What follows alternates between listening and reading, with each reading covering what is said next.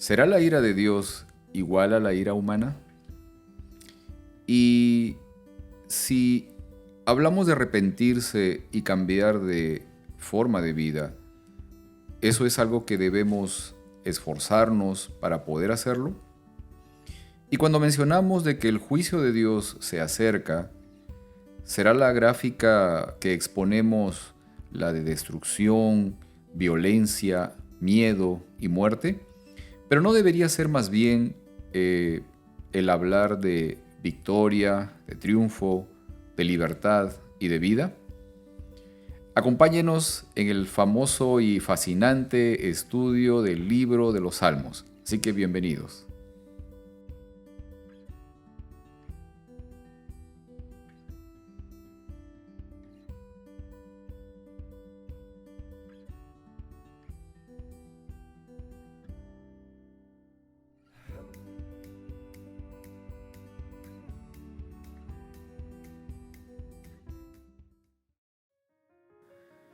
Hola, bienvenidos a este momento de estudio de la lección de escuela sabática. Hola Heriberto, Hola Pedro, una nueva lección. sí, seguimos avanzando. Seguimos avanzando y llegamos a la lección número 6. El título también interesante. Dice, me levantaré. Pero ¿qué tal si para empezar tenemos una oración? Sí, claro, ¿Sí? oremos. A ver. Padre nuestro, estamos aquí delante de ti, estudiando otra lección más, esperando que tú des tu bendición y que nos guíes conforme estudiamos y llegamos a este tema tan importante donde, Señor, sabemos que tú eres vivo, tú respondes a nuestras peticiones, a nuestras situaciones. Y sabemos que necesitamos nosotros crecer esa fe, poniéndola en práctica. Ayúdanos siempre a estar listos para hacer lo que tú nos mandas hacer. Porque lo pedimos en el nombre de Jesús. Amén. Amén. Amén. Y muy bien, como mencionaba, llegamos a la lección número 6. El título es Me levantaré. Y quiero leer del libro de los Salmos, el capítulo 18, los versículos 16 al 18. Y leo de la nueva versión internacional esto. Extendiendo su mano desde lo alto, tomó la mía y me sacó del mar profundo. Me libró de mi enemigo poderoso, de aquellos que me odiaban y eran más fuertes que yo. En el día de mi desgracia me salieron al encuentro, pero mi apoyo fue el Señor. La seguridad, ¿no? La confianza, la esperanza. Esto es un poco lo que vimos la semana pasada, Heriberto. ¿Te acuerdas? Un poco señalamos un poco el asunto de incluso de algunos estudios que se habían hecho respecto a cómo en la medida en que un ser, una persona puede llegar a mantener, a guardar, digamos, la esperanza, la confianza en que va a recibir ayuda, ese sentir, esa motivación lo mueve justamente a poder desarrollar o a poder generar habilidades, capacidades que en condiciones más bien de desánimo no se dan, ¿no? Nunca se dan, nunca se entregan, ¿no? Y es por eso que justamente cuando nosotros entregamos nuestra confianza al Señor, encontramos la posibilidad también de recibir esa condición, esa capacidad para poder enfrentar las situaciones difíciles de la vida de otra forma, ¿no? De otra manera, con otra capacidad, ¿no? Y eso es algo que obviamente el Señor también quiere que nosotros podamos encontrar, pero sobre todo que podamos desarrollar esa posibilidad de confianza en Él. ¿Ok? Ahora, quiero leer nuevamente del libro de los Salmos, del mismo capítulo 18, pero ahora los versículos 32 al 35. Y dice esto, es Él quien me arma de valor y hace perfecto mi camino. Da a mis pies la ligereza del venado y me mantiene firme en las alturas. Adiestra mis manos para la batalla y mis brazos para tensar un arco de bronce. Tú me cubres con el escudo de tu salvación y con tu diestra me sostienes. Tu ayuda me ha hecho prosperar. Ese es uno de los salmos de David y justamente, digamos, en esta expresión él manifiesta esa seguridad de que los logros que obtuvo se los debe al Señor, ¿no? Mm. Es interesante esto, ¿no? Porque en diversos momentos, bueno, en la vida David estuvo, digamos, sufriendo, viviendo situaciones bastante angustiosas, ¿no? Perseguido por Saúl y todo el ejército Mm. israelita que lo perseguían para matarlo, ¿no? Sí. Después en guerra también con pueblos vecinos, en fin, con pueblos enemigos. Después incluso también en guerra con su propio hijo, ¿no? Con Absalón. O sea, digamos situaciones diversas, pero en medio de todo ello siempre obtuvo la victoria, o sea, Mm. siempre fue triunfante, ¿no? Sin embargo, es interesante de que él reconoce que todas esas victorias, esos triunfos, se los debía al Señor. O sea, no eran una condición solamente propia de él, ¿no? Mm. Ahora, tal vez qué razones en realidad tenía David para adjudicarle esos triunfos, esas victorias, o la razón del éxito que él tuvo al Señor, ¿no? ¿Qué razones tal vez encuentras tú, Heriberto? O sea, ¿por qué tal vez es de que él vuelca justamente ese sentir de que justamente sus éxitos se los debía al Señor, ¿no? Bueno, podemos decir primeramente que él creció, nació conociendo de Dios. Ujú, Ok, eso sí, es algo muy importante porque eso es lo que lo ayudó a él formar su carácter. claro. Y ya después miramos cuando él se enfrentó con Goliat, ya siendo un jovencito, él estaba mirando en cada batalla que él encontró desde su infancia, podemos decir, porque él decía cómo peleaba para proteger sus ovejas y todo Ajá. eso. Y él desde niño miraba la mano de Dios y desde ese entonces él confiaba en Dios, que Dios estaba con él en todas sus batallas, Ajá. ¿verdad? Es interesante esto, ¿no? Ahora, esto, digamos, muestra un sentido también de aquello que conocemos como humildad, ¿no? Ujú. Pero ¿qué será, por ejemplo, el ser humilde delante del Señor, ¿no? Porque en la Biblia también se expresa esa frase, ¿no? Ser humilde delante de Dios, ¿no? O sea, Sí, ¿qué significará eso? O sea, ¿qué cosa representa el ser humilde delante de Dios, ¿no? es algo, bueno, profundo, pero muy simple, porque ser humilde es de que yo no tengo nada de que estar orgulloso por mí mismo. Ok. O sea, todo lo que yo tengo es porque Dios me lo ha dado. O sea, la gloria, todo eso se lo voy a dar a Dios. Yo no Ujú. voy a decir, yo hice esto porque yo lo hice por mis propias fuerzas. No, es porque Dios tuvo gracia en concederme lo que tengo, lo que he hecho y Ajá. darle siempre a Él la gloria y la honra. Yo creo que eso es ser humilde, Humilde, ¿no? ¿verdad? Creo que en síntesis podríamos incluso señalar el hecho de que podemos aceptar una cabal dependencia Ujú. de Dios, ¿no? Exacto. Y reconocer la necesidad que tenemos de su dirección, ¿no? De su guía, ¿no? Entregarnos completamente a Él, ¿no? Estar dispuestos para aprender y conocerlo más todavía, ¿no? O sea, poder Ujú. desarrollar esa posibilidad de conocerlo constantemente, ¿ok? Y obviamente estar dispuestos también a servirle Ujú. y que ese servicio se manifieste en una condición de respeto, de amor por otras personas, ¿no? O sea, todas estas cosas, ¿no? Creo que todo ello involucra justamente este aspecto que conocemos como ser humildes delante de Dios. Ahora, al reconocer nuestra dependencia del Señor y aceptar su guía y su dirección, ¿qué manifiesta esto del concepto tal vez que llego a tener de Dios, ¿no? O sea, ¿cuál es la imagen que puedo desarrollar en base a esto?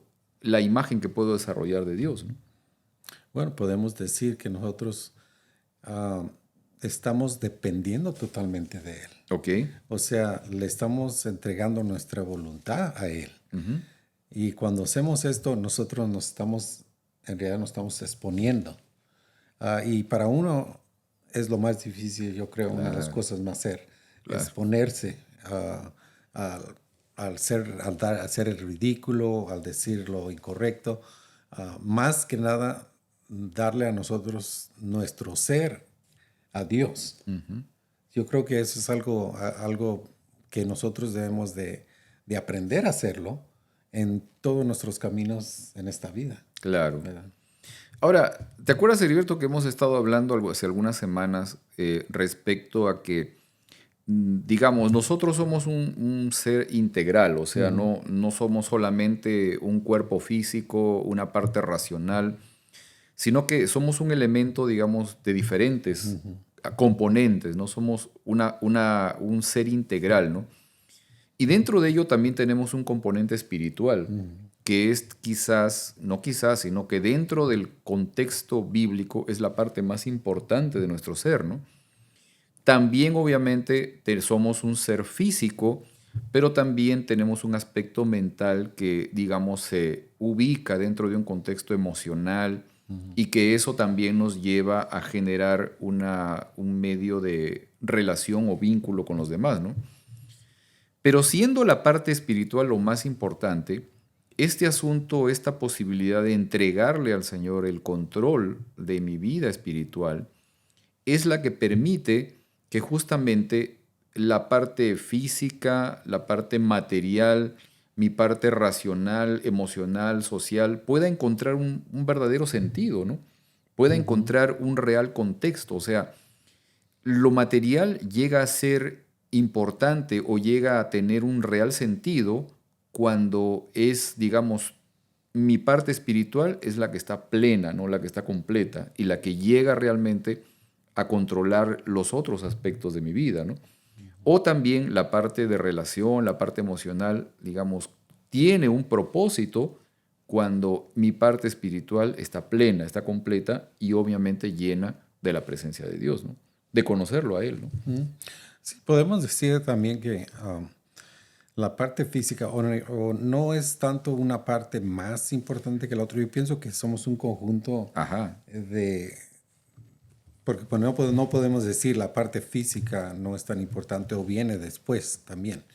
Porque sabemos que la parte física tiene un papel muy importante porque muchas veces cuando llevamos una vida de, de desorden ajá, en nuestra vida física, claro, a veces no podemos discernir las claro, cosas espirituales. claro.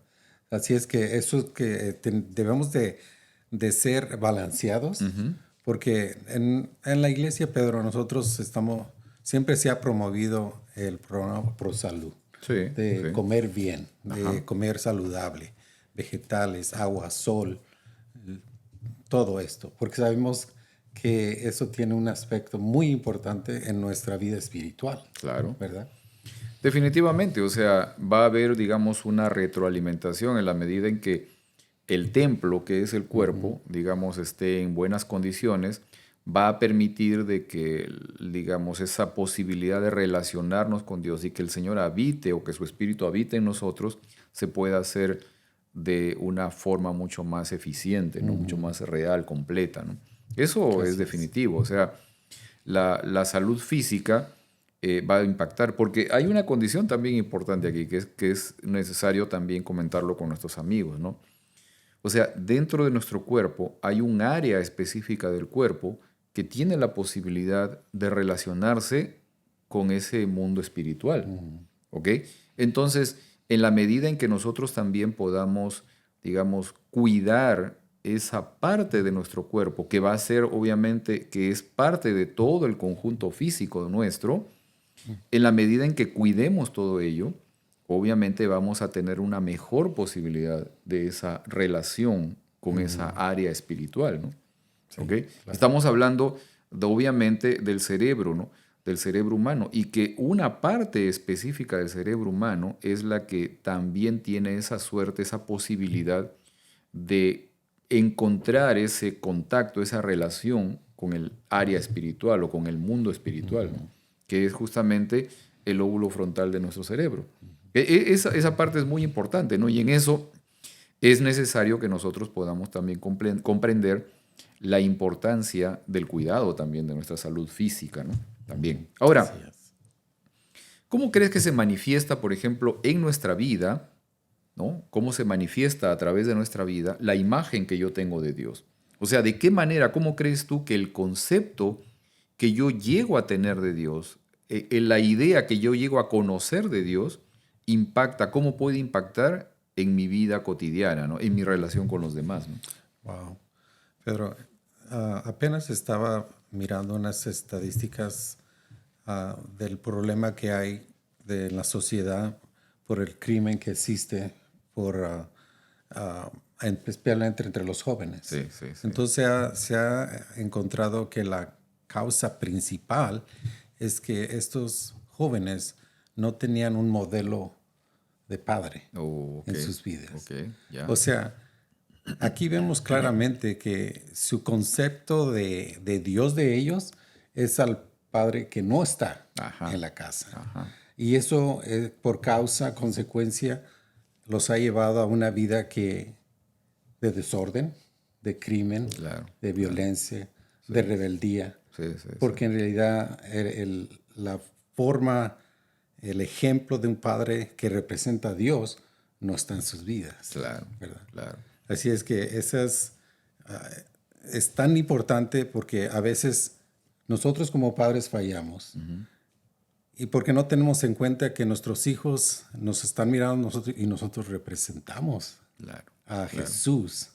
Ellos nos miran a un Jesús cuando van a la iglesia, ellos nos miran a nosotros cuando vamos a la casa, Así es. de cómo nos comportamos, cómo les hablamos. Así es que es muy importante de cómo es qué imagen yo tengo de Dios. Yo la imagen que yo tenía de Dios no lo conocía, porque en realidad mi padre nunca me había representado un padre amoroso, un padre de confianza que estaba ahí conmigo. No lo tenía. Claro, Hasta que yo encontré mi concepto de padre en la iglesia, Ok. que era Dios, que es Dios. ¿Verdad? claro. Es interesante todo esto, ¿no? Y sí, los estudios psicológicos también muestran este asunto del impacto que tiene, sobre todo en los varones, en formación, el hecho de que no haya un padre, ¿no? Una referencia masculina que, digamos, sirva de guía, porque es interesante que en los roles, aunque tal vez algunos difieran un poco de esta idea, o sea, el padre y la madre tienen roles distintos, ¿no? Y cumplen roles diferentes por su propia naturaleza, eso es así, ¿no? Entonces, la madre guía mucho mejor a los hijos en un aspecto interno dentro del hogar, ¿no? Pero el padre tiende a guiar mejor a los hijos en un aspecto externo, ¿no? En relación con la sociedad, con la comunidad, ¿no?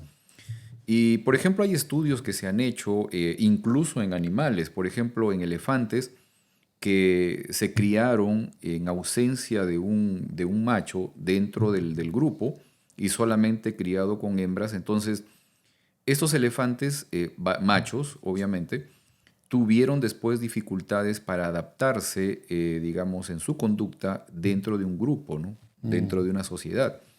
Y se ha demostrado justamente esto también en seres humanos, en las personas también, los varones que son criados sin un padre, digamos, generalmente tienden más fácilmente a mostrar conductas antisociales. ¿Ya? Y muchos de ellos pues caen justamente en este tema de la delincuencia o de violencia y de muchos otros problemas, ¿no? Pero justamente el origen se encuentra en que en casa no tuvieron un padre, o sea, se desapareció el padre o no estaba viviendo con ellos incluso, ¿no? ¿Ok? Ahora, definitivamente, en mi forma de relación y en mi conducta con los demás, yo llego a mostrar el Dios al que conozco, ¿no? También. O sea, esto es importante también poder reconocerlo, ¿no? El hecho de que a través de mi manera de ser, yo llego a mostrar a otras personas, empezando con las que están más cerca de mí, al Dios que yo conozco. ¿Ok? De acuerdo a mi conducta, ese es el Dios que estoy mostrando y ese es el Dios que estoy conociendo también. Muy bien, quiero leer del libro de Salmos el capítulo 137, los versículos 7 al 9. Quiero leer de la versión Nueva Traducción Viviente esto. Dice, Oh Señor, recuerda lo que hicieron los edomitas el día en que los ejércitos de Babilonia tomaron a Jerusalén. Destrúyanla, gritaron, allánenla hasta reducirla a escombros. Oh Babilonia, serás destruida. Feliz será el que te haga pagar por lo que nos has hecho. Feliz será el que tome a tus bebés y los estrelle contra las rocas. Es interesante notar que desde que el pecado ingresó a la humanidad, el enemigo de las almas siempre se esforzó por mostrarnos una imagen distorsionada de Dios, ¿no?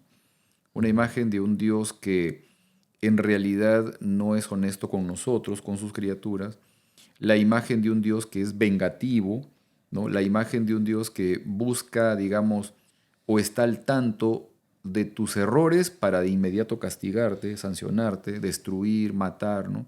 Violentamente. O sea, esa es la imagen que el enemigo siempre ha tratado de sembrar en la mente del ser humano, ¿no?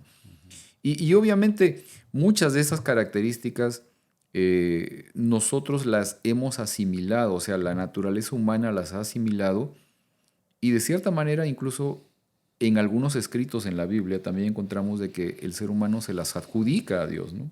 Se las entrega, o sea, oh, Dios es de esta manera, ¿no? Pero ahora, leyendo un poco los versículos que acabamos de leer, porque son impactantes, o sea, esta última parte cuando dice, ¿no?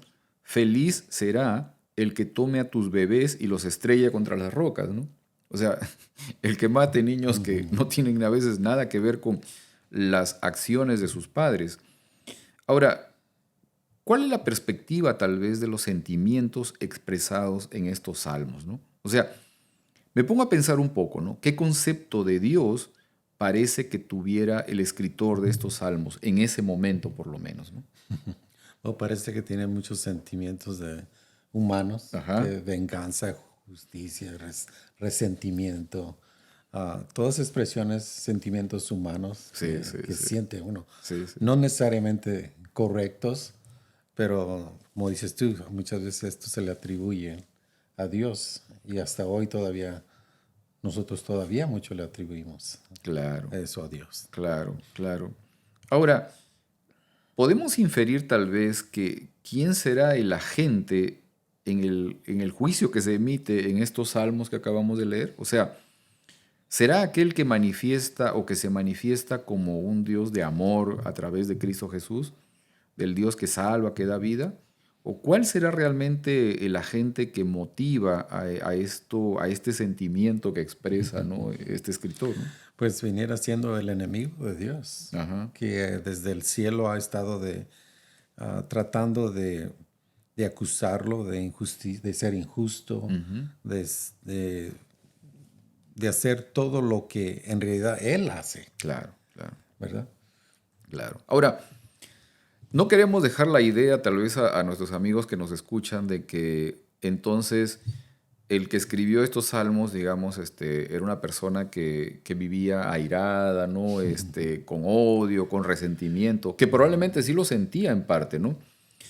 Lo interesante es de que en el global, o sea, los salmos también, digamos, nos describen con más fuerza a un Dios que en medio de las situaciones adversas siempre está ahí listo para ayudarnos, ¿no? Para rescatar, para poder levantarse, que es justamente el tema de estudio en esta lección, ¿no? Para levantarse y sujetarte, ¿no? O sea, poder socorrerte, ¿no? Levantarte justamente también del punto donde tú puedas estar ahí también caído, ¿no? ¿Ok? Ahora, eh, ¿por qué será que el salmista expresa estos sentimientos de esta manera? ¿No? Pregunto esto, ¿no? ¿Será tal vez negativo expresarle al Señor este tipo de sentimientos? O sea, sentimientos de resentimiento, de enojo, de malestar. ¿Será malo, digamos, confiarle al Señor esas cosas? No creo, Pedro. Yo creo que ah, hemos visto cómo Dios, cuando contesta las oraciones, es en realidad cuando el hombre que está orando, mujer, es cuando abre en realidad su corazón y Ajá, le expresa como en realidad él se siente. O así. sea, yo puedo querer llegar a Dios con sumisión, no decir nada, aguantarme porque yo sé que Él es Dios, pero en realidad cuando Él quiere que nosotros le expresemos Ajá, nuestra forma de sentir. ok. O sea, Él no nos acusa y no nos juzga, por hacer esto. Él sabe que somos humanos y tenemos esas tendencias a esos sentimientos, porque Él los puso Claro. ahí. Ok. ¿Ok? Ok. Y tienen un propósito también. Él quiere que nosotros le expresemos en realidad lo que nosotros sentimos en nuestro corazón. Y a veces es coraje, Ok. a veces es tristeza y a veces es hasta llanto, pero eso es lo que Él quiere. En una relación, cuando nosotros le expresamos lo que en realidad nosotros somos, es cuando nosotros nos exponemos entonces, ¿verdad? Porque le estamos abriendo nuestro corazón y es cuando en realidad Dios no solamente escucha, pero entonces sabe en realidad lo que nosotros también necesitamos, en Claro. realidad. Claro. Y sí, no, definitivamente, o sea, coincido en esta parte, ¿no? No es, digamos, algo negativo el poder expresarle al Señor en confianza con Él esos sentimientos que muchas veces no son tan sanos, por ejemplo, no son tan favorables o tan positivos para con los demás, ¿no? O sea, quizás lo ideal sería que uno pudiera fácilmente encontrar el hecho de decir, esta persona me hizo mal, pero Señor te ruego que tú la ayudes y que le vaya bien, ¿no? Ya, tal vez eso sería lo ideal, pero muchas veces, digamos, nuestros sentimientos no nos llevan de buenas a primeras a hacer eso, ¿no? Sino de que actúa, digamos, como lo está expresando los versículos que acabamos de leer de Salmos, deseando o diciéndole al Señor, oye, quisiera que los destruyan, los maten, que a sus hijos también los maten, ¿no? Probablemente, incluso el escritor vio que mataban a sus propios hijos o que tal vez, digamos, sus padres, sus seres queridos también fueron ejecutados o maltratados de alguna manera, ¿no? Entonces, ese resentimiento obviamente estaba allí. Ahora, definitivamente no es malo poder confiarle al Señor los sentimientos que tenemos. Pero tengo una pregunta importante aquí, ¿no? Que es, más bien, ¿cuál será el riesgo de no confiarle al Señor mis sentimientos? O sea, ¿qué podría generar más bien el quedarme con mis sentimientos negativos y no confiárselos a Dios? ¿Podría, digamos, eso más bien generar una situación adversa, realmente mala o negativa? Bueno, sabemos que cuando nosotros no expresamos nuestros sentimientos, y está comprobado, Pedro, que va a tener consecuencias Ajá, en nuestra vida física, ok, en nuestra vida de salud, en nuestra salud ok, también. Así es que tiene un beneficio grande simplemente el ser honesto, el poder expresar nuestros sentimientos, porque nosotros somos humanos. claro, claro, Y Dios nos creó con esos sentimientos y con la habilidad de poderlos expresar también, claro, claro. ¿verdad? Oiga, mi hija me llamó y me dice, papi, ¿sabes por qué te hablo? Es porque te iba a preguntar, no sé si está correcto que yo me sienta triste o me sienta contenta cuando yo doy. Me siento como que estoy siendo, ¿cuál fue la palabra que usó? Es egoísta. Ajá, ok, Al sentirme yo gustosa cuando yo doy. Digo, no, ese es un sentimiento humano que además de eso está comprobado que cuando tú eres bondadosa, cuando tú das, tú te beneficias físicamente. claro, Así claro, que todo esto que Dios nos dio fue por un propósito. Y cuando nosotros lo embotellamos dentro de nosotros, va a traer una consecuencia, tarde o claro, temprano. claro. ¿Verdad? Claro, definitivamente, o sea, lo que hablábamos hace un momento, o sea, el aspecto este también del cuidado de nuestro cuerpo, ¿no? O sea, estas emociones no liberadas, digamos, no sacadas de nosotros, va a tener un impacto en el área de nuestro cuerpo que justamente procesa todas estas cosas, que es nuestro cerebro, ¿no?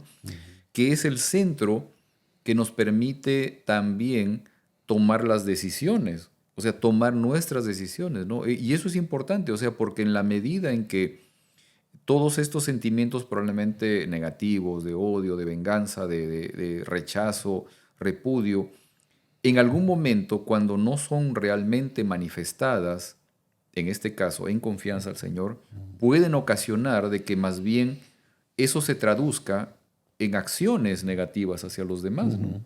¿Ok? Eso es importante porque puede alterar aquello que conocemos como nuestro juicio también, ¿no? La capacidad para poder tomar decisiones adecuadas en la vida y que van a impactar en una relación también quizás afectada con otras personas, empezando con las personas que están más cerca de nosotros. Exacto. Claro que sí. Ok, quiero avanzar en esto y leer en el libro de Salmos, el capítulo 99, los versículos 1 al 4. Leo de la Nueva Biblia Viva esto. Dice, el Señor es Rey, tiemblen las naciones. Él tiene su trono entre querubines, que se estremezca toda la tierra. Grande es el Señor en Sión y soberano sobre todas las naciones de la tierra. Sea alabado su grande y maravilloso nombre. Él es santo, Rey poderoso, que amas la justicia. Tú has establecido igualdad y has actuado con justicia por todo Israel. Ahora, considerando aquello que conocemos como el juicio de Dios, ¿no? ¿Cuál será el propósito del juicio de Dios, ¿no? O sea, ¿para qué existe o para qué, digamos, hay necesidad de aquello que conocemos como el juicio de Dios, ¿no? Bueno, creo que ya hemos tocado este punto en otra lección, Ajá, pero sabemos que el juicio consiste de muchas etapas y diferentes juicios también. Pero en este caso, ah, en una forma general, es para restablecer el verdadero carácter de Dios. ok, ¿Verdad? ok. O sea, sabemos que su carácter fue puesto en duda por el enemigo desde el cielo. Así es. Ahora, todo esto que está sucediendo delante del universo es para que su carácter sea restablecido, porque su carácter en un momento, en el principio, fue un carácter de amor, de ser justo, y todo eso se puso en una tela de juicio, y ahora se está restableciendo, Claro, ¿verdad? claro. Claro, y definitivamente el juicio de Dios, o sea, tiene que ver también con un proceso de salvación, ¿no? De restauración, ¿no? De reponer y restablecer una relación perdida también, ¿no? De salvar a la humanidad, ¿no? De rescatarla. O sea, digamos, esto en realidad es lo que tiene que ver con el tema del juicio. O sea, no es precisamente un asunto de violencia, de destrucción, sino más bien una oportunidad para poder restablecer una relación que se perdió con el Señor.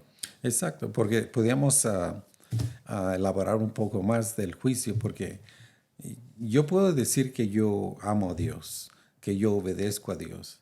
O sea, todo eso yo lo puedo decir, pero el universo lo tiene que ver en realidad. O sea, sabemos que la realidad es que todos nuestros actos están siendo escritos, por la razón de que cuando yo digo algo, pero hago otra cosa, Claro, no coinciden las dos. claro, claro. Y en el juicio todo eso va a salir a luz. Claro, ¿Verdad? siempre, obviamente, ¿no? No podemos mantener nada oculto delante de Dios. Fíjate, quiero leer del Salmos 76, los versículos 8 y 9, algo muy interesante, de la Nueva Versión Internacional. Desde el cielo diste a conocer tu veredicto. La tierra temerosa guardó silencio cuando tú, oh Dios, te levantaste para juzgar, para salvar a todos los pobres de la tierra. O sea, eso es básicamente, ¿no? El tema del juicio de Dios tiene que ver con un elemento de salvación, ¿no? De libertad, de victoria, ¿no?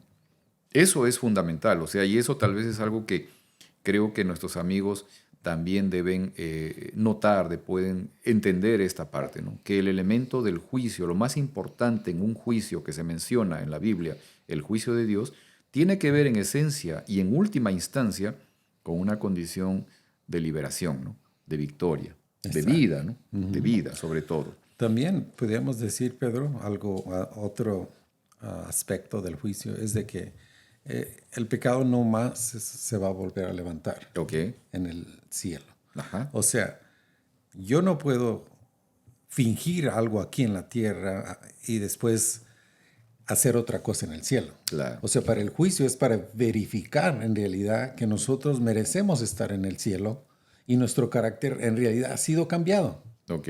Porque de otra manera el pecado volviera a entrar otra vez. Ajá. ¿Verdad? Claro. Ok.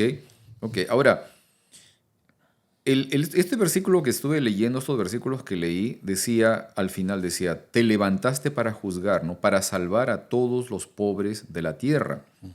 Ahora, eso, digamos, implica un elemento importante que es el de poder nosotros también, sobre todo nosotros los seres humanos, de poder actuar con justicia unos con otros. O sea, nuestra forma de relación, digamos, debería ser llevada a cabo de una forma lo más uniforme, pareja posible para todos, ¿no? Ahora, en el presente, ¿no? En el contexto actual, ¿no? ¿De qué maneras se puede manifestar injusticia u opresión hacia los demás, ¿no? O sea, ¿de qué formas podemos ser testigos o incluso nosotros mismos actuar injustamente ante otros, ¿no? De diferentes maneras, Pedro. Ok, Principalmente podríamos decir que somos injustos hacia una persona cuando no le damos la oportunidad de conocer a Jesús. ok, O sea, puede ser. yo creo que esa es una muy importante forma de nosotros no ser justos con la persona. Ok, Porque Dios quiere que todos se salven y Dios nos usa a nosotros para llevar el mensaje a otras personas. ajá, Así es que si nosotros no hacemos el esfuerzo por hablarle a otra persona, estamos siendo injustos con ella porque ella no puede escoger. ok, ok. Ahora, fíjate que el versículo mencionaba el asunto de los pobres de la tierra, ¿no? Ahora, en otras versiones se habla de los desvalidos, ¿no? ¿Quiénes podrían ser los desvalidos en la actualidad, no? ¿A quién o a quiénes, digamos, podemos considerar los desvalidos en el presente? A los pobres de espíritu también, ¿Ok? ¿verdad? ¿Y quiénes entonces serán los pobres de espíritu? O sea, digamos, o cómo los consideramos a ellos, ¿no? Los pobres de espíritu en realidad no son los pobres que nosotros encontramos en la esquina a veces. Los pobres de espíritu son aquellos que reconocen otra vez Ok. que ellos no son capaces de Ajá. hacer nada por ellos mismos para salvarse, Así es, así ¿verdad? es. Creo que esto es muy importante, ¿no? Quiero leer, fíjate de lo que mencionas ahorita, Heriberto, quiero leer del Salmos 34, el versículo 18, de la versión Nueva Biblia Viva. El Señor está cerca de los que tienen el corazón quebrantado, libra a los de espíritu abatido, ¿no? O sea, cuando consideramos esta parte, ¿no? ¿Quiénes podrían ser, por ejemplo, los pobres de espíritu, ¿no? Eh, Cuando Jesús y la Biblia hablan de los pobres de espíritu, justamente se está refiriendo a aquellos que reconocen su necesidad de Dios, o sea, aquellas personas que justamente no se sienten capaces y que recurren o que sienten esa necesidad de recurrir al Señor para sujetarse de Él, no para tomarse de Él. ¿Ok? Así No es. se trata justamente no se trata de una pobreza material, ¿no? No. No se trata de eso, o sea, no es como mencionaba ahorita Heriberto, ¿no? El pobre que encontramos en la esquina, el homeless que tal vez está por ahí pidiendo algo para comer y eso, ¿no? No, o sea, el pobre de espíritu es una persona que en su condición personal encuentra esa necesidad de refugiarse en el Señor, ¿no? De acercarse al Señor, ¿no? Y que, Bien. digamos, ve que su propia insuficiencia o sus propias condiciones no son suficientes para poder llevar adelante su vida y entonces entiende y reconoce que necesita de Dios. ¿Ok? Creo que Así es. esta parte es fundamental justamente y nos permite tener una mejor idea de cuál también es el papel que el Señor tiene para con nosotros, ¿no? Esta necesidad de que nosotros podamos reconocer justamente ese aspecto de que encontramos o que necesitamos del Señor es lo que a Él le permite también poder actuar en nuestras vidas. ¿Ok? Amén. Bueno, ha sido un tema muy interesante. Sí, sí, Sí, sí, claro sí, que y sí. muy valioso. Y creo que también nos ayuda mucho para poder edificar aquello que significa nuestra mejor relación con Dios y la ayuda y el deseo también de poder mejorar nuestras relaciones con los demás.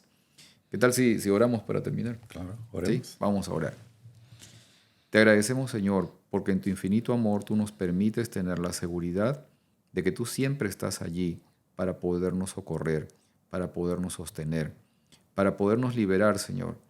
Y que tu presencia es significado, es es el sentido de poder encontrar la oportunidad de llenarnos de ti, pero siempre para una vida mejor. El significado de poder relacionarnos contigo, Señor, es poder disfrutar y gozar de aquello que conocemos como la vida eterna desde hoy, en una mejora de relación contigo y en una mejora de relación con nuestros semejantes. Bendícenos, Señor, y ayúdanos también para que esa confianza de que tú siempre estás allí, Señor, se pueda mantener viva. Y a pesar de que muchos sentimientos tal vez negativos, muchos sentimientos de dolor o de rencor puedan estar presentes en nuestro ser, podamos expresarlos con confianza a ti, Señor. Podamos entregarlos a ti, para que tú puedas librarnos de esas cargas, para que tú puedas quitarnos todos esos sentimientos que tal vez nos agobian y transformarlos en sentimientos positivos y de bien para los demás. Despídenos ahora también, Señor. Bendice a nuestros amigos también que nos acompañan en esta ocasión. Te lo pedimos por Jesús. Amén. Amén. Amén. Muy bien, entonces llegamos hasta acá y nos vemos la próxima semana, Heriberto. Así es. Muy bien, nos vemos la próxima semana, amigos. Hasta luego.